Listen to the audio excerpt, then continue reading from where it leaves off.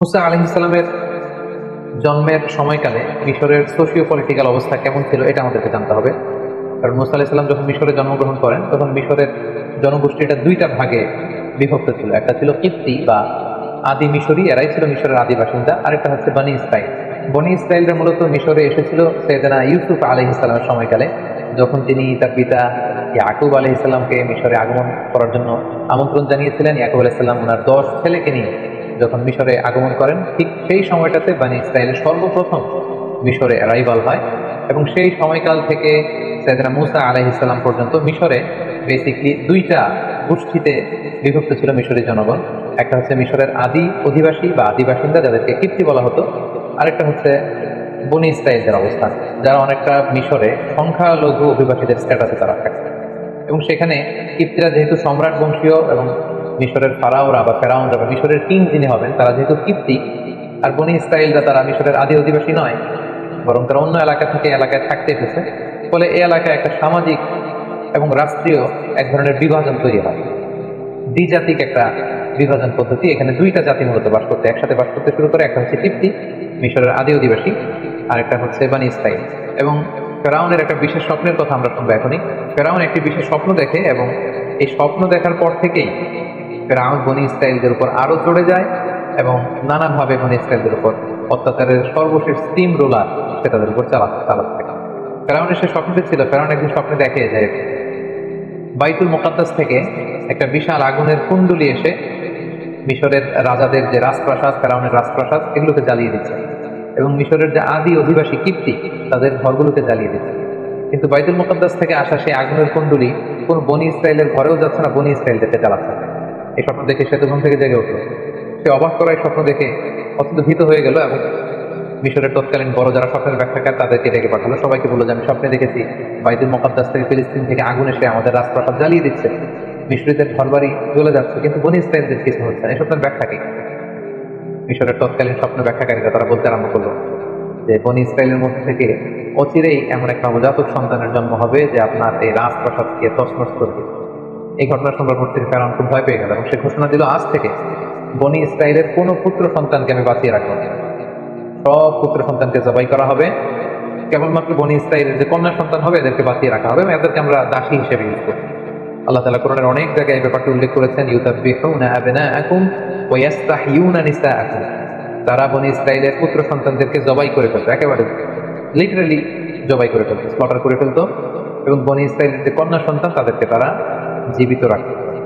ঠিক এরকম একটি ভয়ঙ্কর পরিস্থিতির মধ্য দিয়ে যখন বনি ইসরাইলের কোনো ফ্যামিলিতে কোনো পুত্র সন্তান জন্মালেই তাকে মৃত্যুর মুখোমুখি হতে হয়, ঠিক ওই মুহূর্তে আল্লাহ তাআলা মুসা আলাইহিস সালামকে এই পৃথিবীতে পাঠালেন।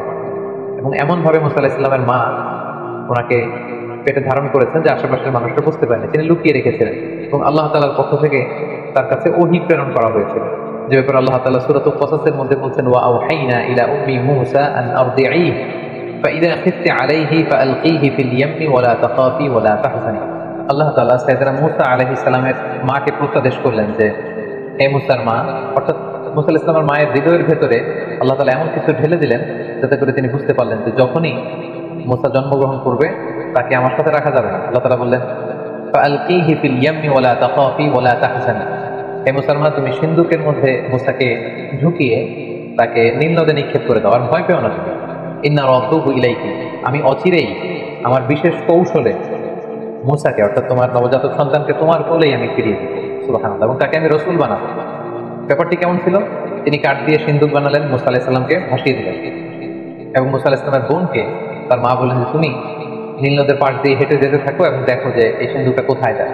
এই সিন্দুক যে ফেরাউনের বাড়ির যে নীল নদের ঘাট সেখানে যে ভিড়ল, সেখানকার দাসদাসীরা সেটা পেয়ে বের করে ফেরাউনের স্ত্রী আসিয়া বিনতে মুজাহিমের হাতে দিল এবং আসিয়া খুলে দেখে যে ফুটফুটে একটা নবজাতক পুত্র সন্তান। এবং মুসা আলাইহিস সালামের চেহারায় ছোটবেলা থেকে আল্লাহ তাআলা এমন মায়া ঢেলে দিয়েছিলেন, তিনি বলছেন, ওয়া আলকাইতু আলাইকা মাহাব্বাতাম মিন্নি। হে মুসা, আমি আমার পক্ষ থেকে তোমার মধ্যে অনেক মহব্বত ঢেলে দিয়েছি, যেই তোমাকে দেখে সে পছন্দ করে থাকে। তো আসিয়া বিনতে মুজাহিম যখন মুসা আলাইহিস সালামকে দেখলেন, ছোট্ট মুসা, তার চেহারার মধ্যে নূর ভাসছিল, আলোতে উদ্ভাসিত ছিল, তিনি পছন্দ করে ফেললেন। তো ফেরাউনকে বললেন যে আমাদের যেহেতু সন্তান নেই, আমরা এটাকে লালন পালন করবো। ফেরাউনও না করতে পারলেন না স্ত্রীর অনুরোধে। কিন্তু সমস্যা দেখা দিল তখন যখন এই নবজাতক সন্তান কাঁদতে শুরু করলো ক্ষুধায়। এই বাচ্চাকে কে দুধ খাওয়াবে? আসিয়ার তো তখন দুধ খাওয়ানোর সুযোগ নেই, তখন ধাত্রী নিয়ে আসা হলো যে দুধ খাওয়াবে। কিন্তু মুসা আলাইহিস সালাম কোনো ধাত্রীর স্তন টাচ করছিলেন না। যত মহিলাকে আনানো হয় রাজপ্রাসাদে দুধ খাওয়ানোর জন্য, তিনি কারো কাছ থেকে দুধ খাচ্ছেন না। দূর থেকে কিন্তু মুসা আলাইহিস সালামের বোন দূর থেকে পুরো ঘটনাটি পর্যবেক্ষণ করছিল। এই পরিস্থিতি দেখে সে রাজপ্রাসাদে যেয়ে বললো যে আমার সন্ধানে এমন একজন ধাত্রী আছে, এই শিশু নিশ্চয়ই সে ধাত্রীর স্তন থেকে দুধ পান করবে। এবং এই কথা বলে মুসা আলাইহিস সালামের বোন তার মাকে ডেকে নিয়ে আসলো। এবং ঠিকই মুসা আলাইহিস সালামের মা যখন মুসা আলাইহিস সালামকে কোলে নিলেন, সাথে সাথে শিশু মুসা তিনি হাসতে আরম্ভ করলেন এবং মায়ের স্তন থেকে দুধ খেতে আরম্ভ করলেন। কিন্তু ফেরাউন, আসিয়া সহকারে রাজপ্রাসাদের কেউই টের পেল না যে এটি হচ্ছে এই নবজাতক সন্তানের প্রকৃত মাতা। আল্লাহ তাআলা বললেন, ওয়া হারামনা আলাইহিল মারাদিআ মিন ক্বাবল ফাকালাত হাল আদুল্লুকুম আলা আহলি বাইতিন ইয়াকুলুনাহু লাকুম ওয়া হুম লাহু নাসিহুন। পুরো বিষয়টি আল্লাহ তুলে ধরলেন এবং আল্লাহ তাআলা বললেন, ফারাদাদনাহু ইলা উম্মিহি কাই তাফাররা আইনুহা ওয়া লা তাহজান। আমি কৌশল করে মূসাকে তার মায়ের কোলেই ফিরিয়ে দিলাম, যাতে তার মায়ের মনে আর দুশ্চিন্তা না হয়, তার মায়ের হৃদয়টা যেন ঠান্ডা হয়, চক্ষু যেন শীতল হয়। এই ব্যবস্থা আমি আল্লাহ তাআলা করে দিলাম। এটা বেসিকলি ছিল মুসা আলাইহিস সালামের প্রতি আল্লাহ তাআলার বিশেষ একটি নিয়ামত। এভাবে আল্লাহ তাআলার বিশেষ কৌশলে, আল্লাহ তাআলার বিশেষ প্ল্যানের অংশ হিসেবে ফেরাউনের শত্রু, ফেরাউনের নিজ রাজপ্রাসাদে রাজকীয় সম্মানে বড় হতে লাগলো। সেদিন মুসা আলাইহিস সালাম শৈশব পেরিয়ে কৈশোরে পদার্পণ করলেন, কৈশোর শেষে তিনি যৌবনে পদার্পণ করলেন এবং জীবনের প্রায় 30টি বছর তিনি ফেরাউনের রাজপ্রাসাদে থেকে তিনি বড় হলেন। মুসা আলাইহিস সালামের শৈশবকালের পর থেকে সুইচ করে আল্লাহ তাআলা ওনার যৌবনকালের একটি ঘটনা তিনি উল্লেখ করেছিলেন। তিনি রাস্তা দিয়ে একবার হাঁটছিলেন, হঠাৎ দেখলেন যে দুজন লোক ঝগড়া করছে। ফাওয়াজাদা ফিহা রাজুলাইনি ইয়াকতাতিলান, একজন মিশরীয়, একজন বনী ইসরাঈল। এখানে বেসিক্যালি অপরাধী ছিল, ঝগড়ার মধ্যে দুইজনের মধ্যে অপরাধী লোক ছিল হচ্ছে মিশরী লোকটি, আর বনী ইসরাঈলের লোকটি ছিল মাজলুম, নিরপরাধী। মুসা আলাইহিস সালাম দেখলেন তাই তো, এই লোকটা তো অপরাধ করছে। উনি যে থামতে বললেন, তারা থামছে না। সেদিন মুসা আলাইহিস সালাম আঘাত করলেন, একটা থাপ্পড় মারলেন মিশরীর গালে। তো তিনি আঘাত করেছিলেন লোকটাকে থামানোর জন্য, কিন্তু সেদিন মুসা আলাইহিস সালামের হাতে আল্লাহ তাআলা এত শক্তি দিয়েছেন যে ওই থাপ্পড় খেয়েই মুহূর্তের মধ্যে ওই মিশরী ওই জায়গাতেই মৃত্যুবরণ করে। সেদিন মুসা আলাইহিস সালাম ভয় পেয়ে গেলেন। দূর থেকে এক লোক এসে বলল যে, হে মুসা, তুমি তাড়াতাড়ি পালাও। ওয়াজাআ রাজুলুম মিন আকসাল মাদিনাতি ইয়াসআ ক্বালা ইয়া মুসা ইন্নাল মালাআ ইয়াতামিরুনা বিক লিয়াকতুলুকা ফাখরুজ ইন্নী লাকা মিনান নাসিহিন। সে এসে বলল, হে মুসা, তুমি পালাও, তোমাকে হত্যার জন্য ফেরাউনের আশেপাশের লোকজন, সভাসদ বর্গ তারা প্ল্যান করছে, তুমি বাঁচতে চাইলে এলাকা থেকে পালিয়ে যাও। সাইয়েদনা মুসা আলাইহিস সালাম এখান থেকে চলে গেলেন এবং মিশর ছেড়ে তিনি যেতে যেতে মাদিয়ান সীমান্তে চলে আসলেন। মাদিয়ানের কথা আমরা শুআয়ব আলাইহিস সালামের ঘটনার সময় পড়েছি, যেটা আরাবিয়ান পেনিনসুলার একেবারে উত্তর পশ্চিম এলাকাতে অবস্থিত, অর্থাৎ গালফ অফ আকাবা, আকাবা উপসাগর এবং লোহিত সাগরের তীর ঘেঁষে একটি শহর। তিনি মিশর ছেড়ে প্রাণে বাঁচবার জন্য দৌড়াতে দৌড়াতে মিশর ছেড়ে মাদিয়ান এলাকাতে তিনি ঢুকে গেলেন এবং ঢুকে দেখলেন সেখানে দুজন যুবতী মেয়ে বসে আছে। তিনি তাদের কাছে যেয়ে বললেন, মা খাতুবুকুমা, তোমরা বসে আছো কেন এখানে? তারা বলল, আমরা একজন বৃদ্ধ মানুষের দুজন কন্যা, আমরা ছাগলকে পানি পান করাতে এসেছি, কিন্তু এলাকার লোকেরা তারা ভিড় করছে পানি পান করার ফলে আমরা তাদেরকে ভিড় ঠেলে যে আমাদের ছাগলগুলোকে যে পানি পান করবো আমাদের সামর্থ্য। সেদিন মুসা আলাইহিস সালাম নিজে দায়িত্ব নিয়ে এই দুজন যুবতী মেয়ের সাথে যে ছাগলগুলো ছিল এগুলোকে পানি পান করিয়ে দিলেন এবং তিনি আল্লাহ তাআলার কাছে দোয়া করতে লাগলেন যে, আল্লাহ, কোন এলাকাতে আমি আসলাম, এখানে কোথায় যাবো, আমার ঘর নেই, আমার বাড়ি নেই, আমাকে আশ্রয় দেওয়ার কেউ নেই। তিনি যখন আল্লাহ তাআলার কাছে কায়মনোবাক্যে দোয়া করছিলেন, এই দুইজন যুবতী যে বাড়িতে তাদের পিতার কাছে সবকিছু খুলে বললেন। কোনো মুফাসসিরিন একরাম বলেছেন যে উনিই হচ্ছেন শুআয়ব আলাইহিস সালাম, কেউ কেউ বলেছেন না, তিনি শুআয়ব আলাইহিস সালাম নন, তিনি ছিলেন আল্লাহ তাআলার একজন প্রিয় বান্দা। এবং তারা যখন এই কথা বলল, ওই বৃদ্ধ লোকটি বললেন, তাহলে সেই যুবককে ডেকে আনো, তাকে ধন্যবাদ দেওয়া দরকার। তাদের একজন মেয়ে সেদিন মুসা আলাইহিস সালামের কাছে যেয়ে বললেন, আমাদের পিতা আপনাকে ডেকে পাঠিয়েছেন, চলুন। সেদিন মুসা আলাইহিস সালাম গেলেন এবং যাওয়ার পরে সেই ব্যক্তিটি সেদিন মুসা আলাইহিস সালামকে ধন্যবাদ দিলেন এবং বললেন, তোমার ঘটনাটি আমাকে খুলে বলো, তাহলে আমি তোমাকে কিছু উপদেশ দিতে পারি। সেদিন মুসা আলাইহিস সালাম পুরো ব্যাপারটি খুলে বললেন যে, এমন এমন ঘটনা, আমি জালেমদের কবল থেকে পালিয়ে এসেছি। তিনি বললেন যে, নাজাউতা মিনাল কওমিজ যালিমিন, তুমি তো বেঁচে এসেছো। তো মুসা আলাইহিস সালাম খুব শক্তিশালী ছিলেন এবং এই বৃদ্ধ লোকের কন্যাদের সাথে যখন কথা বলছিলেন, তিনি তাদের চেহারার দিকে না তাকিয়ে নিচের দিকে তাকিয়েছিলেন। এগুলো যখন মেয়েগুলো তাদের বাবাকে বলছিল, হঠাৎ করে একটা মেয়ে বললো যে, ইয়া আবা তিস্তাজিদ, বাবা, আমাদের তো একজন কাজের লোকের দরকার, আমরা মেয়ে হয়ে কিভাবে ছাগলগুলো নিয়ে পানি পান করাবো? আপনি একটা কাজ করেন, এই যুবককে আমাদের ঘরের বিভিন্ন কাজ করবার জন্য, ছাগলগুলোকে দেখভাল করার জন্য তাকে রেখে দেন, টাকার বিনিময়ে, অর্থের বিনিময়ে রেখে দেন, ইন্না খায়রা মান ইস্তাজারতাল কবিয়ুল আমিন, হে বাবা এমন লোককে আমাদের ঘরের অ্যাসিস্ট্যান্ট হিসেবে রাখা দরকার যে শক্তিশালী এবং নিরাপদ, বিশ্বস্ত। এবং এই ভিনদেশী যুবকের মধ্যে আমরা দুই বোন, এই দুটো গুণই পেয়েছি। একে তো সে শক্তিশালী, সে সবাইকে ফেলে আমাদের ছাগলগুলোকে পানি পান করিয়ে দিতে পেরেছে, এবং সে বিশ্বস্ত, সে আমাদের অনেক সম্মান করেছে, রেসপেক্ট করেছে, এবং সে আমাদের দিকে চোখ তুলে তাকায়। তখন বৃদ্ধ লোকটি তাদের মুসা আলাইহিস সালামকে প্রপোজাল দিলেন। কালামুল্লাহ মাজিদের সূরাতুল কসাসে আল্লাহ তাআলা বিস্তারিত এগুলো বর্ণনা করেছেন, আমি শুধু ঘটনা প্রবাহটি এখানে স্টেপ বাই স্টেপ শেয়ার করছি। বৃদ্ধ লোকটি সরাসরি মুসা আলাইহিস সালামকে প্রস্তাব করলেন যে মুসা, তুমি যদি টানা 8 বছর আমার এখানে বাসায় কাজ করো, আমার ছাগলগুলোকে দেখাশোনা করো, তাহলে আমার একটি কন্যাকে তোমার সাথে আমি বিবাহ দিব। আর তুমি যদি 10 বছর পূর্ণ করো, এটা তোমার ইখতিয়ার, এটা আরো ভালো হয়, 8 কিংবা 10। সাইয়েদনা মুসা আলাইহিস সালাম রাজি হলেন। এই লম্বা 8টি বছর বা 10টি বছর সাইয়েদনা মুসা আলাইহিস সালাম নিজ এলাকা ছেড়ে, নিজ জন্মভূমি মিশর ছেড়ে তিনি মাদিয়ানে কাটালেন। আসলে শুধুমাত্র মুসা আলাইহিস সালামের জীবনেই যে এই সংগ্রাম এসেছিল এমনটি নয়, বরং আল্লাহ তাআলা প্রেরিত প্রতিটি নবীর জীবনই ছিল কিন্তু এরকম সংগ্রামে পরিপূর্ণ। তাদের প্রত্যেকেই তারা মরুভূমিতে মেষ চড়িয়েছেন, অনেককে তাদের এলাকা ত্যাগ করতে হয়েছিল, হিজরত করতে হয়েছে, বাতিলের বিরুদ্ধে, তাগুতের বিরুদ্ধে লড়াই করতে হয়েছে, এবং নানা সময় তারা স্বজাতির লোকজন বা নিজের উম্মতের বিরোধিতার সম্মুখীন হয়েছে।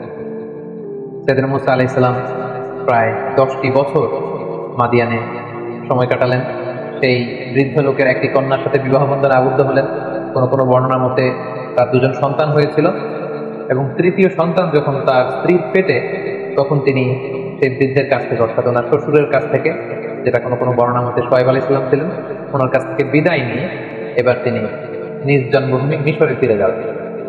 যেহেতু মাদিয়ান তো ওনার নিজের এলাকা নয়, তিনি যখন মিশরে ফিরে যাবেন কিছু ছাগল নিয়ে, তার স্ত্রীকে নিয়ে, সন্তানদেরকে নিয়ে, কিছু দাসদাসী নিয়ে, তিনি যখন মাদিয়ান থেকে মিশরে ফিরে যাচ্ছেন, তুর পাহাড়ের কাছাকাছি কোনো একটি এলাকাতে যখন তিনি আসলেন, প্রচন্ড শীত ছিল, ওনার স্ত্রী গর্ভবতী, প্রেগনেন্ট, এবং প্রেগনেন্সির পেইন উঠেছে ওনার স্ত্রী, প্রচন্ড ঠান্ডা এবং অন্ধকার, এবং তিনি ফিল করছেন যে সাধারণ যে রাস্তা, কাফেলা যে রাস্তায় চলে, তিনি ভুল করে রাতের বেলা ওই রাস্তা হারিয়ে হয়তো অন্য কোনো রাস্তায় চলে এসেছে। হঠাৎ তিনি খেয়াল করলেন দূরে আগুন দেখা যায়। فقال لأهلهم كثوا إني آنست نارا لعلي آتيكم منها بقبس أو أجد على النار هدى। তিনি বললেন যে আমার মনে হয় আমরা রাস্তা হারিয়ে ফেলেছি, আর প্রচন্ড ঠান্ডা, একটা কাজ করো, তোমরা সবাই এইখানে কাফেলাকে থামাও, স্টপ, এখানে বসো, বিশ্রাম নাও।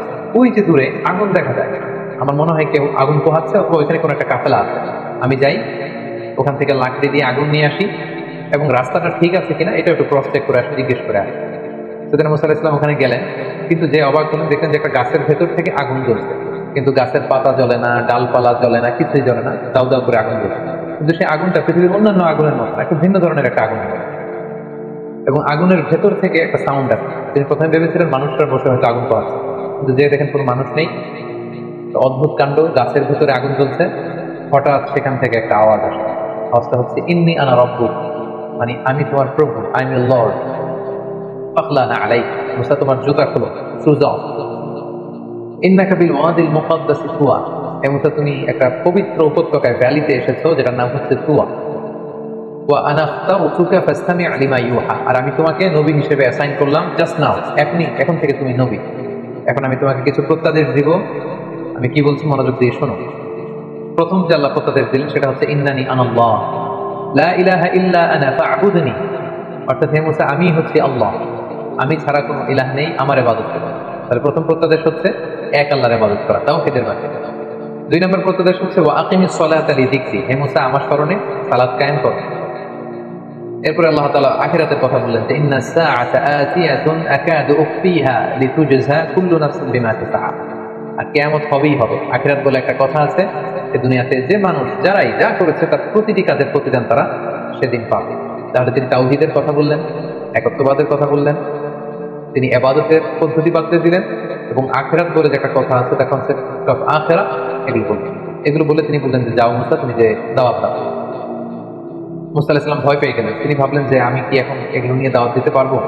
আল্লাহ তাআলা সাইয়েদনা মুসা আলাইহিস সালামকে শুধু মেসেজ দিয়ে ছেড়ে দেন, যাও তুমি নবী, এই কথাগুলো পৌঁছে দাও না।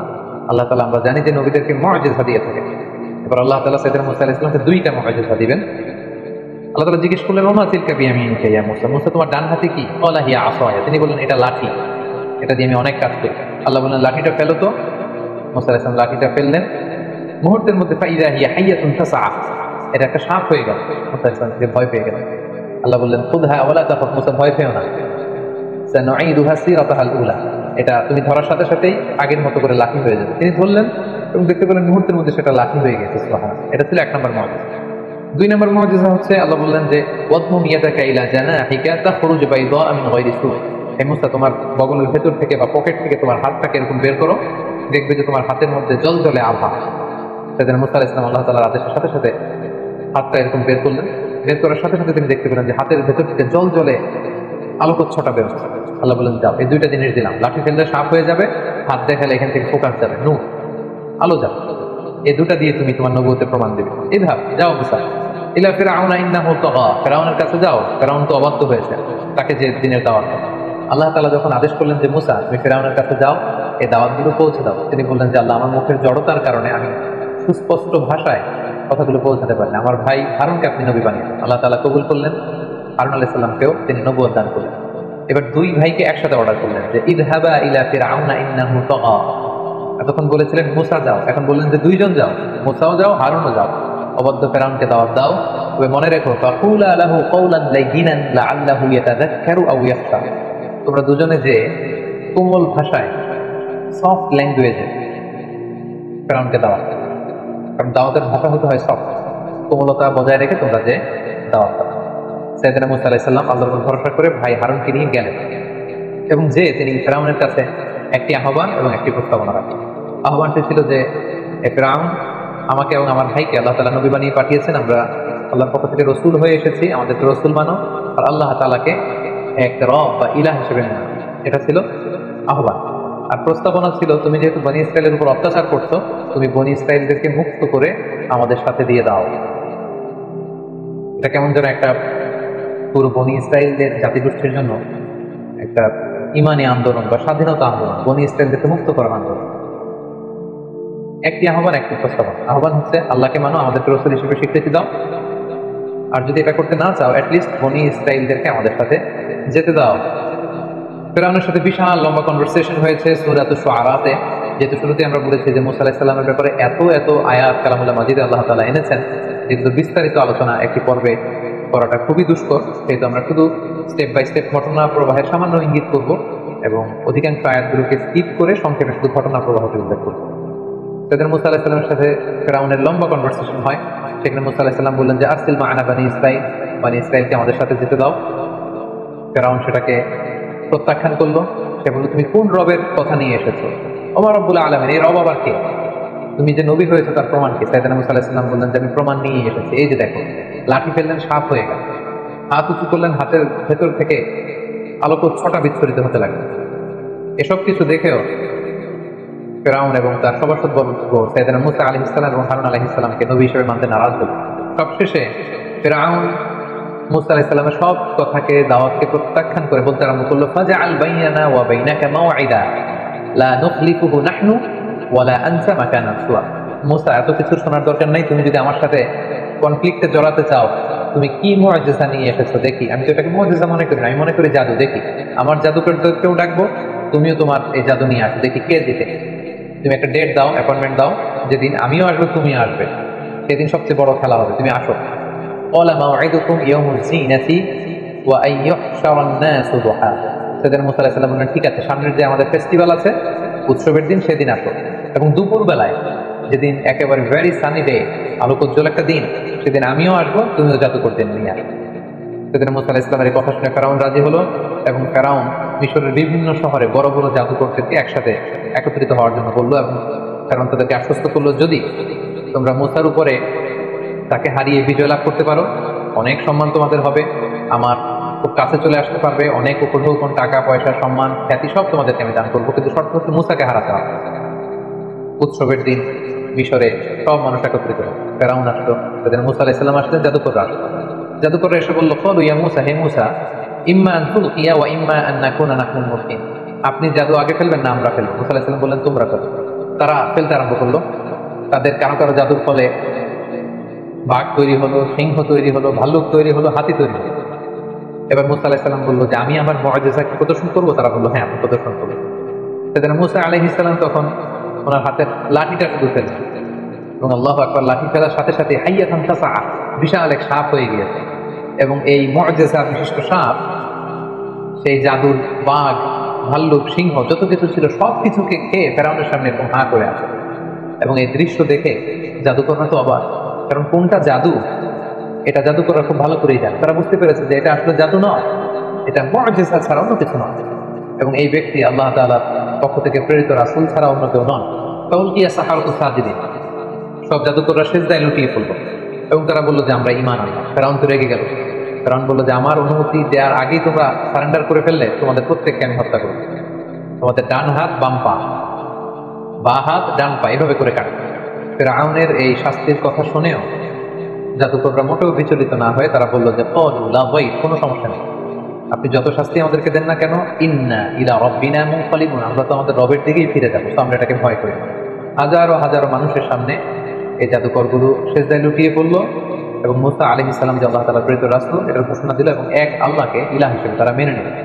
মুসা এবং হারুন আলাইহিস সালামের বিজয়ের সংবাদ যখন শোনানো হলো, তখন ফেরাউনের স্ত্রী আসিয়া সেখানে ঈমান আনয়ন করলেন এবং ফেরাউন এই দৃশ্য দেখে সহ্য করতে না পেরে খুব নির্মমভাবে তার স্ত্রী আসিয়াকে সেখানে হত্যা করেছে এবং মৃত্যুর পূর্ব মুহূর্তে খুব করুণ ভাষায়, খুব কাতর কণ্ঠে তার প্রভুর কাছে যে দোয়া করেছিলেন সেই দোয়াটা আল্লাহ তাআলা সূরাতুত তাহরিমে উল্লেখ করেছেন। তিনি বলেছিলেন যে রব্বি ইবনি লি ইনদাকা বাইতান ফিল জান্নাহ, হে আল্লাহ জান্নাতে আপনার কাছে করে আমাকে একটা ঘর বানিয়ে দিন। ওয়া নাজ্জিনি মিন ফিরআউন, আপনি ফেরাউনের এই কাজ থেকে আমাকে বাঁচান, জুলুম থেকে বাঁচান। ওয়া নাজ্জিনি মিনাল কওমিজ যালিমিন, জালেমদের থেকে বাঁচান। আল্লাহ তাআলা সাইয়েদনা জিবরাইল আলাইহিস সালামকে বললেন, যাও আসিয়ার সামনে জান্নাতের দৃশ্যটাকে তুলে ধরো। এবং আসিয়া যখন মৃত্যুবরণ করছিলেন তিনি জান্নাতের দৃশ্যটা, জান্নাতের নাজ নেয়ামত সৌন্দর্য দেখে দেখে এই পৃথিবী থেকে বিদায় নিয়েছিলেন। আল্লাহু আকবার। খুব সংক্ষেপে আমরা এই ব্যাপারটি এখানে শেষ করলাম। ফেরাউন তখন পুরো মিশরের জনগণকে ভয় দেখানোর জন্য থ্রেট দিল। হাশারা ফানাদা, সবাইকে জড়ো করে সে থ্রেট দিয়ে বলল যে আনা রাব্বুকুমুল আ'লা, যে আমি তোমাদের বড় প্রভু। এবং সে বলল মা আলিমতু লাকুম মিন ইলাহিন গায়রি, আমি ছাড়া এই পৃথিবীতে আরো কোনো রব থাকতে পারে, উপাস্য থাকতে পারে, সেটা তো আমি জানি। সাইয়েদনা মুসা আলাইহিস সালামের দাওয়াতকে যখন ফেরাউন প্রত্যাখ্যান করলো, আল্লাহ তাআলা ফেরাউন এবং তার গোষ্ঠীর মধ্যে নানা ধরনের শাস্তি চাপিয়ে দিলেন। সূরাতুল আরাফের বিভিন্ন আয়াতে আল্লাহ তাআলা এটা উল্লেখ করেছেন। তখন আল্লাহ তাআলা ফেরাউন এবং তার জাতিগোষ্ঠীকে দুর্ভিক্ষ দিয়ে শায়েস্তা করেছেন।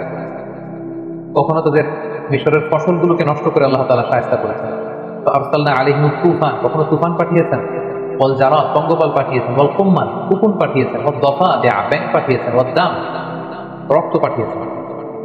এগুলো দিয়ে আল্লাহ তাআলা ফেরাউনকে এবং ফেরাউনের জাতিগোষ্ঠী মিশরীয়দেরকে তিনি শাস্তি দিয়েছেন। এবং প্রত্যেকটা শাস্তি যখন মারাত্মক আকার ধারণ করতো, ফেরাউনের লোকজন যে মুসা আলাইহিস সালামকে বলতো যে মুসা তুমি আল্লাহর কাছে দোয়া করো, আল্লাহ যদি এই শাস্তি থেকে আমাদের বাঁচায়, আমরা হয় ঈমান আনবো নতুবা বনী ইসরাইলকে তোমার সাথে চলে যেতে দিব। কিন্তু তার কোনোটাই তারা করেন। মুসা আলাইহিস সালাম প্রত্যেকবার দোয়া করতেন, আল্লাহ তাআলা ওনার দোয়ার বরকতে শাস্তি তুলে নিতেন, কিন্তু আবার তারা আগের মতোই অবাধ্যতা, অপাচার, অনাচার সেই রাস্তায় তারা আবার ফিরে যেত। এভাবে একের পর এক আল্লাহ তাআলা তাদের উপর শাস্তি পাঠাতে লাগলেন এবং শাস্তি যখন মারাত্মক আকার ধারণ করে তারা মুসা আলাইহিস সালামের দ্বারস্থ হয়। আল্লাহ যখন কোম্বাল দিয়ে শাস্তি দিলেন, মানে উকুন দিয়ে তাদের হাতে পায়ে গায়ে চুলে দাড়িতে সব জায়গায় শুধু উকুন আর উকুন। আল্লাহ যখন তাদেরকে ব্যাঙ দিয়ে শাস্তি দিলেন, তাদের ঘরে রাস্তায় যে কোনো জায়গায় তারা শুধু ব্যাঙের লাফালাফি দেখতে লাগলেন। দাম রক্ত দিয়ে যখন আল্লাহ তাআলা শাস্তি দিলেন, তারা যখন কোনো কিছু রান্না করতো সেটা রক্ত হয়ে যেত। তারা যখন পানি আনতো এই পানিটা রক্তে রূপান্তরিত হতো। তাদের জীবনটা দুর্বিষহ হয়ে উঠত। তারা সর্বশেষ যে মুসা আলাইহিস সালামকে বললো যে এইবার তুমি আল্লাহ তাআলার কাছে দোয়া করো, আল্লাহ যেন এই গজব, এই আযাব, এই শাস্তি আমাদের থেকে উঠিয়ে নেন, এরপরে আমরা আর কখনো এই পাপাচারিতা করবো না এবং বনী ইসরাইলকে তোমার সাথে যেতে দিব। সেদিন মুসা আলাইহিস সালাম দোয়া করলেন যে আল্লাহ গজব আপনি উঠিয়ে নেন। এই গজব উঠিয়ে নেওয়ার পরে তাদের অবাধ্যতা আরো বেড়ে গেল। আল্লাহর নবী মুসা আলাইহিস সালাম ফেরাউনকে বারবার দাওয়াত দেওয়ার পরেও ফেরাউন যখন সত্যের পথকে গ্রহণ করলো না এবং বনী ইসরাইলকে মুসা আলাইহিস সালামের সাথে যেতে দিল না, তখন আল্লাহ তাআলা সরাসরি প্রত্যাদেশ করলেন যে ফাআসরি বিইবাদি লাইলান ইন্নাকুম মুত্তাবাউন, হে মুসা আর কাল বিলম্ব করবার দরকার নেই, আজ রাতেই তুমি বনী ইসরাইলকে নিয়ে লোহিত সাগরের দিকে রওনা হয়ে যাও। আমরা সেই পথ দিয়ে বাইতুল মুকাদ্দাসের দিকে যাব। এবং যেতে যেতে ওনারা দেখলেন যে সামনে বিশাল সাগর। বনী ইসরাইলের সবাই তো আফসোস এবং আক্ষেপ শুরু করে দিল যে আমরা তো এখন বাঁচার উপায় নেই, কারণ পেছন থেকে তো ফেরাউন তারা চেস করছে, ধরবার জন্য চেষ্টা করছে। আল্লাহ তাআলা বললেন যে মুসা তুমি চিন্তা করো না, তোমার লাঠি ফেলো। মুসা আলাইহিস সালাম লাঠি ফেললেন, সাগরের পানিকে তিনি দ্বিখণ্ডিত করে দুই দিকে পানি পাহাড়ের মতো উঁচু হয়ে গেল, মাঝখান দিয়ে রাস্তা হয়ে গেল। আল্লাহ তাআলা বললেন আনিদরিব বিআসাকাল বাহর, লাঠি দিয়ে একটা বাড়ি মারো, ফানফালাকা, দুই ভাগ হয়ে গেল, ফাকানা কুল্লু ফিরকিন কাত্তাউদিল আযীম, পানিটা দুই ভাগ হয়ে বিশাল পাহাড়ের মতো এরকম ঠায় দাঁড়িয়ে গেল, আর মাঝখানে রাস্তা। সুবহানাল্লাহি বিহামদিহি। বনী ইসরাঈল এই দৃশ্য অবলোকন করলো মুসা আলাইহিস সালামের সাথে করে, পুরো লোহিত সাগর রেড সি ওনারা ক্রস করে ওই পারে চলে গেল। এবার যদি মুসা আলাইহিস সালাম লাঠি আবার তুলে নেয় তাহলে এই রাস্তা পানিতে বিলীন হয়ে যাবে। আল্লাহ বললেন না, এই রাস্তা সরানো যাবে না, কারণ এখনই ফেরাউনের বাহিনী এই সুন্দর রাস্তা দেখে তারাও নেমে পড়বে সাগরে। ওয়াতরুকিল বাহরা রাহওয়া, সাগর যেরকম আছে এরকম থাকতে দাও মুসা, ইন্নাহুম জুনদুন মুগরাকুন, ওরা ডুববে। ফেরাউন যখন তার সৈন্য সামন্ত নিয়ে সাগরের মাঝখানের যে রাস্তা তৈরি হয়েছিল এই রাস্তার মাঝখানে চলে আসতো, আল্লাহ তাআলা বললেন এবার লাঠি তোলো। মুসা আলাইহিস সালাম লাঠি উঠিয়ে নিলেন, মুহূর্তের মধ্যে লোহিত সাগরের বিশাল ঢেউ এসে ফেরাউনকে তার সদল বলে সলিল সমাধি করে দেয়া হলো। এবং এই ব্যাপারে খুব সুস্পষ্ট আল্লাহ তাআলা কালামুল্লাহ মাজিদের সূরা ইউনূসে উল্লেখ করলেন যে হাত্তা ইযা আদরাকাহুল গরাকু, যখন সাগরের পানি এসে ডুবিয়ে দিল, ফেরাউন পানি খেতে খেতে একেবারে গলা পর্যন্ত পানি, এখন মরে যাবে। ক্বালা আমানতু আন্নাহু লা ইলাহা ইল্লাল্লাযী আমানাত বিহি বানু ইসরাঈল ওয়া আনা মিনাল মুসলিমিন। ফেরাউন একেবারে শেষ পর্যায়ে এসে বলল যে পানি খেতে খেতে সাগরে হাবুডুবু খেতে খেতে বাঁচার আর উপায় নাই। তখন ফেরাউন বলল যে বনী ইসরাঈল যে আল্লাহকে মানে আমি ওই আল্লাহকে মানি, আমি ঈমান আনলাম। আল্লাহ তাআলা বলছেন আল আন, নাও, এখন তুমি ঈমান আনতে চাচ্ছ। ওয়াকাদ আসাইতা ক্বাবলু ওয়া কুনতা মিনাল মুফসিদিন, এর আগে তো অনেক অবাধ্য ছিল, একের পর এক নানা শাস্তি দিয়ে তোমাদেরকে আমি রিমাইন্ডার দিয়েছি, কিন্তু বারবার আমার নবীর সাথে বিশ্বাসঘাতকতা করেছো, প্রতারণা করেছো, আর এখন ঈমান আনছো না, এখন বাঁচার সুযোগ নেই। The time is up, the game is over, ফালইয়াউমা নুনাজ্জিকা বিবাদানিকা লিতাকুনা লিমান খালফাকা আয়া। ফেরাউন আজকে তোমাকে আমি, তোমার দেহটাকে আমি চিরকালের জন্য রেখে দিব, তোমার দেহটাকে পরবর্তী জেনারেশন যারা আসবে, জেনারেশন টু জেনারেশন এই পৃথিবীতে যারা আসবে সবার জন্য তোমার দেহটা হবে একটা নিদর্শন। এবং আজও মিশরের জাতীয় যে জাদুঘর সেখানকার রয়্যাল মুমিস চেম্বারে ফেরাউনের লাশটি সংরক্ষিত রয়েছে। আমি নিজেও সেই লাশটি দেখে এসেছি এবং অনেক দর্শনার্থীরা যারা মিশরের রাজধানী কায়রোর এই জাদুঘরে গিয়েছেন তারা ফেরাউনের সেই লাশ, এটা যে আজও সংরক্ষিত আছে তা তারা দেখে এসেছেন। এবং ফেরাউনের সলিল সমাধি হলো, ফেরাউনের অনুসারীরা সাগরে ডুবে মারা গেল, আর সাইয়েদনা মূসা আলাইহিস সালাম তাওহীদের ঝান্ডাবাহী মূসা আলাইহিস সালাম বনী ইসরাঈলকে নিয়ে তিনি পার হয়ে গেলেন এবং মুক্তি পেলেন। দুই দল, এক দল ডুবে গেল, আরেক দল মুক্তি পেল। যেই দিন তারা মুক্তি পেল সেই দিনটা ছিল আশুরার দিন, এবং সেই আশুরার দিনে বনী ইসরাঈল তারা রোজা পালন করতো। আল্লাহ রাসূল সাল্লাল্লাহু আলাইহি ওয়াসাল্লাম মক্কা থেকে মদিনায় যে দেখলেন ইহুদিরা রোজা পালন করে একদিন, আল্লাহ রাসূল বললেন তারা যদি একদিন রোজা রাখে আমরা রাখবো 2 দিন। তারা যদি এই রোজা পালন করে, মুসা তো আমার ভাই, শুকরিয়া স্বরূপ আমরাও রোজা রাখবো। সেই হিসেবে আমরাও মুসলিমরা আশুরার দিন রোজা রাখি, আমরা আশুরার দিন রাখি এবং তার আগের দিন, অথবা আশুরার দিন এবং তার পরের দিন, আমরা 2টি রোজা রাখি ইহুদিদের বিরোধিতা হিসেবে।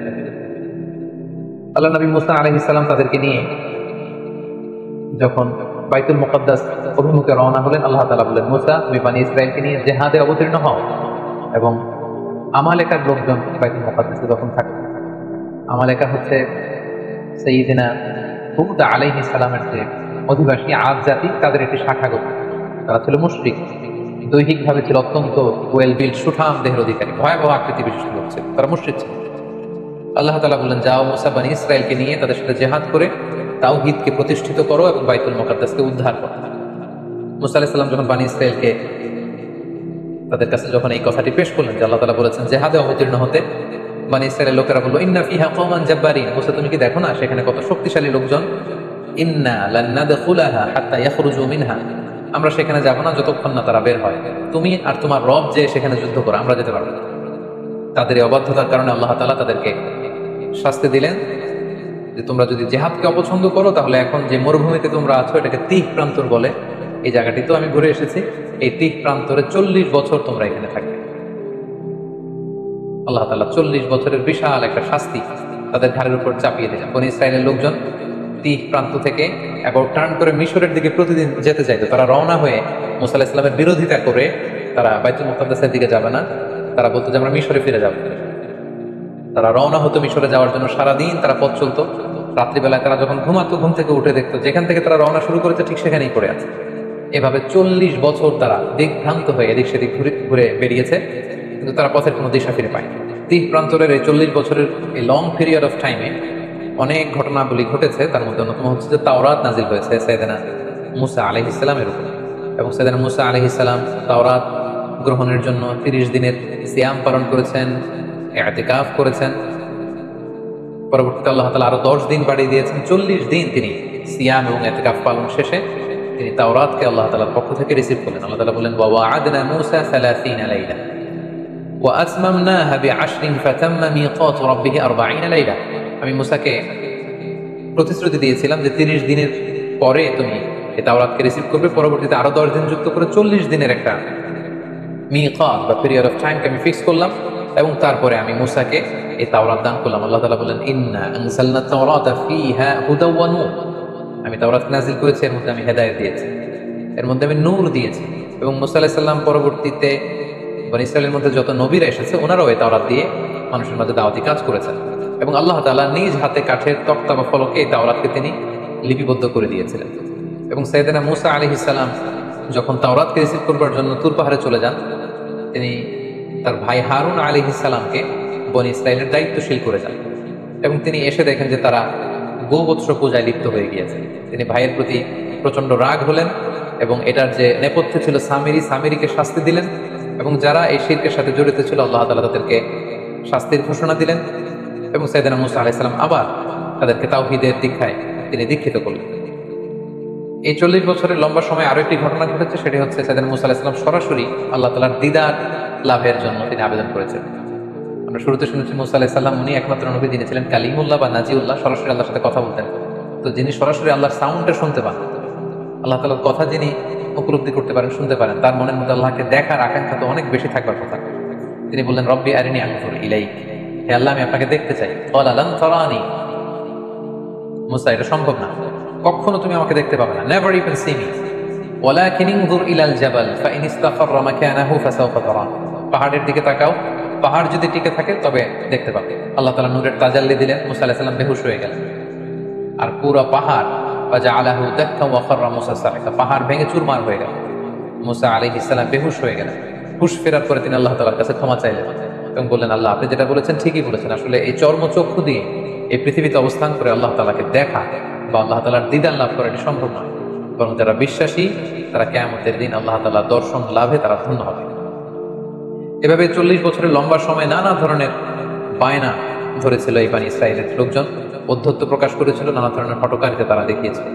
এর মধ্যে একটি হঠকারিতার কথা কোরআনে এসেছে যে তারা দেখেছে কিছু কিছু লোক শিরক করে, মূর্তির পূজা করে। তারা দাবি করেছে যে এই যে আল্লানা ইলাহান কামা লাহুম আলাইহ, অর্থাৎ হে মুসা এই সমস্ত লোকদের যেরকম মূর্তি আছে তুমি মূর্তি এনে দাও, আল্লাহকে না দেখে ইবাদত করতে আমাদের ভালো লাগে না। তারা যেমনি একটা জিনিসকে দেখে দেখে ইবাদত করে, আমাদেরকে এরকম এনে। মুসা আলাইহিস সালাম রেগে গেলেন, তাদেরকে জাহেল আখ্যা দিলেন। এবং আমরা জানি যে আল্লাহ তাআলা মান্না সালোয়া নামে বিশেষ কিছু খাবার বনী ইসরাইলকে দিয়েছিলেন। তারা এই খাবার খেতে পছন্দ করলো না। তারা বললো যে লান নাসবিরা আলা তাআমিন ওয়াহিদ, হে মুসা প্রতিদিন এক খাবার ভালো লাগে না, ফাদউ লানা রাব্বাকা ইউখরিজ লানা মিম্মা তুনবিতুল আরদ, তোমার রবকে বলো যে এমন খাবারের ব্যবস্থা করে দিতে যেটা জমিন থেকে উৎপন্ন হয়, মিন বাকলিহা ওয়া কিসাইহা ওয়া ফুমিহা ওয়া আদাসিহা ওয়া বাসালিহা, আসলে জমিন থেকে রসুন, পেঁয়াজ, ডাল, শসা, শাক সব যেগুলো রান্না হবে রসুন দিয়ে বাগার দিয়ে আমরা খাবার খাবো, এটা আমাদের ভালো লাগে, আল্লাহর দেয়া খাবার আমাদের ভালো লাগে। এরপর তারা আবার বায়না ধরেছিল যে লান নুমিনা লাকা হাত্তা নারাল্লাহ জাহরা, হে মুসা আল্লাহকে না দেখে আমরা আর ইবাদত করতে পারবো না, আগে আল্লাহকে দেখাও তারপরে আমরা ইবাদত করব। এভাবে একের পর এক তারা নানা ধরনের বায়না ধরতে লাগলো, অধ্যত্ততা প্রদর্শন করতে লাগলো, আল্লাহর পাঠানো রাসূল মুসা আলাইহিস সালামের কথার বিরোধিতা করতে লাগলো। সূরা বাকারাতে একটি ঘটনা উল্লেখ হয়েছে তাদের অবাধ্যতার, তাদের গোয়ার্তুমির একটা উদাহরণ আল্লাহ তাআলা এইভাবে টেনেছেন। বনী ইসরাইলের একজন লোক মৃত্যুবরণ করে, এই লোকের হত্যাকারীকে সবাই বললো যে মুসা আমরা কেউ জানি না এর হত্যাকারীকে, এই কিলারকে তুমি খুঁজে বের করো, তোমার আল্লাহকে জিজ্ঞেস করো যে কে এই হত্যাকারী। মুসা আলাইহিস সালাম যখন আল্লাহর কাছে দোয়া করলেন, আল্লাহ বললেন একটা গরু জবাই করে সেই গরুর গোশত দিয়ে যখন সেই মৃত ব্যক্তির গায়ে টাচ করা হবে, সে মৃত থেকে জীবিত হয়ে নিজেই বলে দিবে কে হত্যাকারী। তো আল্লাহ তাআলার আদেশ পালনের জন্য একটা যে কোনো গরু ধরে জবাই করে সেটার গোশত দিয়ে মৃত ব্যক্তির গায়ে লাগালেই কিন্তু সে জীবিত হয়ে হত্যাকারীর কথা বলে দিত। কিন্তু বনী ইসরাইল এই সহজ কাজটি না করে এখানে ক্ষান্ত না হয় তারা বললো যে এই গরুর রং কেমন, আমরা তো বুঝতেছি না কোন ধরনের গরু জবাই করবে, ছোট গরু, মাঝারি গরু না বৃদ্ধ গরু, লাল গরু নাকি নীল গরু। কোন ধরনের গরু? একের পর এক, একের পর এক নবী মুসা আলাইহিস সালামকে প্রশ্ন বানে জর্জরিত করতে করতে পরবর্তীতে আল্লাহ তাআলা এমন ক্রাইটেরিয়া ফিট করে দিলেন পুরো এলাকা জুড়ে আর সেই গরু খুঁজে পাওয়া যায়। তো এইভাবে কালামুল্লাহ মাজিদের অনেক আয়াতে, বিশেষ করে সূরাতুল বাকারাতে আল্লাহ তাআলা বর্ণনা করেছেন যে কতভাবে এই বানী ইসরাইল নবী মুসা আলাইহিস সালামকে জ্বালাতন করেছেন, যন্ত্রণা দিয়েছেন, ওনার কথার অবাধ্য হয়েছেন। আল্লাহ তাআলা এগুলো উল্লেখ করেছেন। কিন্তু তারপরেও আল্লাহ নবীর দোয়ার বরকতে সেই তিহ প্রান্তরে মরুভূমির মাঝখানে আল্লাহ তাআলা ওয়াজাল্লালনা আলাইকুমুল গামাম, মেঘমালা দিয়ে তাদেরকে ছায়ার ব্যবস্থা করে দিয়েছিলেন। তৃষ্ণা মেটাতে বানী ইসরায়েলের 12টা গোষ্ঠী ছিল, 12টা ঝর্ণার ব্যবস্থা করে দিয়েছিলেন। সেই জায়গাটাতেও আমি ভিজিট করে 12টা ঝর্ণা দেখে এসেছি। মান্না এবং সালওয়া নামক খাবারের ব্যবস্থা করে দিয়েছিলেন। সাইয়্যিদুনা মূসা আলাইহিস সালামের সাথে খিজির আলাইহিস সালামের চমকপ্রদ একটি ঘটনা সূরাতুল কাহাফের ভেতর আল্লাহ তাআলা উল্লেখ করেছেন। ঘটনাটির সূচনাটি ছিল এমন, বনী ইসরায়েলের মাঝে বসে তিনি মূসা আলাইহিস সালাম বক্তব্য রাখছিলেন। একজন জিজ্ঞেস করলো যে পৃথিবীতে সবচেয়ে জ্ঞানী ব্যক্তি কে? মূসা আলাইহিস সালাম বললেন আমি। আল্লাহ তাআলা মূসা আলাইহিস সালামের এই প্রশ্নটা পছন্দ করলেন। আল্লাহ বললেন, মূসা তুমি ভুল বলেছো, তোমার চেয়ে একজন জ্ঞানী ব্যক্তি আছে। তুমি মাজমাউল বাহরাইন, দুই সাগরের মিলনস্থলে যাও, সেখানে গেলে পাও। মূসা আলাইহিস সালাম ইউশা ইবনে নুনকে নিয়ে, ওনার ভাগিনাকে নিয়ে সেখানে গেলেন। যে দেখলেন চাদর জড়িয়ে একজন লোক শুয়ে আছে, সালাম দিলেন। চাদরের ভেতর থেকে তিনি সালামের উত্তর দিলেন এবং বললেন কে? মূসা আলাইহিস সালাম বললেন আমি মূসা। ভেতরের লোকটি বলল, বনী ইসরাইলের নবী মূসা? মূসা আলাইহিস সালাম বললেন হ্যাঁ। তারপর তিনি চাদর সরালেন, মূসা আলাইহিস সালাম ওনার সাথে কথা বললেন এবং মূসা আলাইহিস সালাম বললেন যে আমি শুনেছি আপনি অনেক জ্ঞানী, আমি আপনার কাছ থেকে কিছু জ্ঞান আহরণ করতে চাই। খিজির আলাইহিস সালাম বললেন যে না, আমাকে আল্লাহ তাআলা যেই জ্ঞান দিয়েছে সেটা রিসিভ করার ধৈর্য আপনার নেই, আপনি পারবেন না, আপনি ফিরে যান। মূসা আলাইহিস সালাম ওনাকে অনেক জোর করলেন। তিনি বললেন যে আপনি যদি অনুমতি দেন আমি আপনার সাথে একটা সফর করতে চাই, কিছুদিন আপনার খেদমতে থেকে, আপনার সাথে থেকে, আপনার অ্যাকম্পানি নিয়ে আমি আপনার থেকে কিছু নলেজ নিতে চাই। কিন্তু খিজির আলাইহিস সালাম বরাবরের মতো তিনি বলছেন নো, এটা আপনি পারবেন না, কারণ ইন্নাকা লান তাসতাতিয়া মাইয়া সবরা, ওই ধৈর্য, ওই প্যাশনেন্স আপনার মধ্যে নেই, আপনি পারবেন না। মূসা আলাইহিস সালামের জোরাজুরিতে তিনি রাজি হলেন। তখন বললেন যে ঠিক আছে, শর্ত হচ্ছে আমার সাথে চলতে ফিরতে আমার কাজগুলো শুধু অবজারভেশন করা যাবে, কিন্তু প্রশ্ন করা যাবে না। মূসা আলাইহিস সালাম বললেন ঠিক আছে চলো। যেতে যেতে একটা নদী পেলেন, তিনি নৌকায় উঠলেন। নৌকার লোকজন তাদেরকে পার করে দিল টাকা নেওয়া ছাড়া ওই পারে। তিনি ওই পারে যে নৌকাটাকে ছিদ্র করে দিল। মূসা আলাইহিস সালাম বললেন এটা আপনি কেমন কাজ করলেন? তারা আমাদেরকে ফ্রিতে বিনা টাকায় নদী পারাপার করে দিল, আপনি নৌকা ছিদ্র করে দিলেন। খিজির আলাইহিস সালাম বললেন এই তো, আমি তো আগেই বলেছি যে আপনি আমার সাথে কন্টিনিউ করতে পারবেন না, আপনি প্রশ্ন করে ফেললেন। মূসা আলাইহিস সালাম বললেন যে আমি ক্ষমা চাই, এরপর থেকে আমি আর প্রশ্ন করব না। খিজির আলাইহিস সালাম ওনার এক্সকিউজ গ্রহণ করলেন, আবার চলতে আরম্ভ করলেন। হঠাৎ একটা ছোট বাচ্চাকে খেলতে দেখে বাচ্চাটাকে ধরে খিজির আলাইহিস সালাম হত্যা করে ফেললেন। মূসা আলাইহিস সালাম বললেন এটা আপনি কি করলেন? একটা নিরীহ নিষ্পাপ মাসুম বাচ্চাকে আপনি হত্যা করলেন। সেদিন খিজির আলাইহিস সালাম বললেন আবারও আপনি আপনার প্রমিসকে ভঙ্গ করেছেন, আবার আপনি প্রশ্ন করেছেন, আর সামনে আপনাকে নিয়ে এগোনো যাবে, আপনি এখান থেকেই চলে যান। সেদিন মূসা আলাইহিস সালাম বললেন যে আমি আবারও দুঃখ প্রকাশ করছি, আরেকবার আপনি আমাকে সুযোগ দেন, এরপরে যদি আমি প্রশ্ন করি তাহলে হাদা ফিরাকু বাইনি ওয়া বাইনাক, আর কোনো কথা আমার থাকবে না। খিজির আলাইহিস সালাম মেনে নিলেন, আবার চলতে আরম্ভ করলেন। এবার দুজনেই খুব ক্ষুধার্ত। এক ইহুদি বসতির সামনে যেয়ে তিনি বললেন যে আমাদের কি কোনো খাবার দেয়া যাবে? আমরা দুজন অত্যন্ত ক্ষুধার্ত। তারা বললো যে না, আমরা খাবার দিতে পারবো না। ওনারা এই বাড়ি থেকে বের হয়ে আসার সময় দেখলেন বাড়ির চারদিকে একটা দেয়াল ভেঙে পড়বার মতো উপক্রম। খিজির আলাইহিস সালাম বললেন আসুন মুসা, আমরা এই দেয়ালটাকে ঠিক করে দিই। এমনি নবী মুসা আলাইহিস সালাম ক্ষুধার্ত, খিজির আলাইহিস সালাম তিনিও ক্ষুধার্ত। মুসা আলাইহিস সালামকে সাথে নিয়ে ওনারা দেয়াল ঠিক করতে লাগলেন। বাড়ির চারদিকে দেয়ালটাকে সুন্দরভাবে ওনারা ঠিক করে দিয়ে চলে যাবেন। ক্ষুধার্ত নবী মুসা আলাইহিস সালাম আর ধৈর্য ধারণ করতে পারলেন। উনি বললেন এটা একটা কাজ হলো, আমরা ক্ষুধার্ত খাবার চাইলাম, তারা তো খাবার দিলই না, আপনি ওই বাড়ির চারদিকের দেয়ালকে ঠিক করে দিলেন। আর দেয়াল ঠিক করলেন ভালো কথা, এই দেয়াল ঠিক করার বিনিময়টা তো নিতে পারতেন, এটার যে পারিশ্রমিক এটাও তো নিলেন। এবার খিজির আলাইহিস সালাম বললেন না, ক্বালা হাযা ফিরাকু বাইনি ওয়া বাইনিক, এটাই হচ্ছে তোমার আর আমার মাঝে ফেরাক, আপনাকে নিয়ে আর সামনের দিকে যাওয়া যাবে না। এবার আপনি শুনুন কেন আমি এই কাজগুলো করেছি। প্রথমে যারা আমাদেরকে ফ্রিতে নদী পারাপার করে দিয়েছিল তাদের নৌকা ছিদ্র করেছে এই কারণে, এলাকায় একজন অত্যাচারী বাদশাহ রয়েছে, সে যাদেরই নৌকা পায় সেই নৌকাগুলো সিজ করে নিয়ে যায়, লুটতরাজ করে। কিন্তু আমি তাদের নৌকা ছিদ্র করে দেওয়ার কারণে এই নৌকাটাকে বাদশাহ আর সিজ করবে না বা নিয়ে যাবে না, বলে নৌকার মালিক ওইটাকে রিপেয়ার করে তারা চলতে পারবে, তাদের জীবন চলে যাবে। কিন্তু যদি নৌকাটা একেবারে নিখুঁত থাকতো সেটাকে তারা আর বাঁচিয়ে রাখতে পারতো না ওই বাদশার হাত থেকে। দ্বিতীয় ছোট বাচ্চাকে যে আমি হত্যা করেছি, আল্লাহ তাআলা আমাকে জানিয়েছে সে অনেক বড় সন্ত্রাস হবে, এলাকার ফাসাদ সৃষ্টিকারী হবে, তার মা বাবাকে সে হয়তো জাহান্নামে বানাবে। এজন্য আল্লাহ তাআলার আদেশে আমি তাকে হত্যা করেছি, আমার নিজের ইচ্ছায় নয়।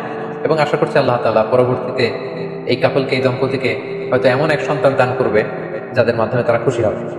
এবং তৃতীয় পর্যায়ে যে ফ্যামিলির দেয়াল আমি ঠিক করে দিয়েছি, ওই ফ্যামিলিতে দুজন ইয়াতীম আছে যাদের বাবা মা ছিল অত্যন্ত ভালো মানুষ, এবং তাদের দেয়ালের নিচে আছে তাদের বাবার রেখে যাওয়া গুপ্তধন।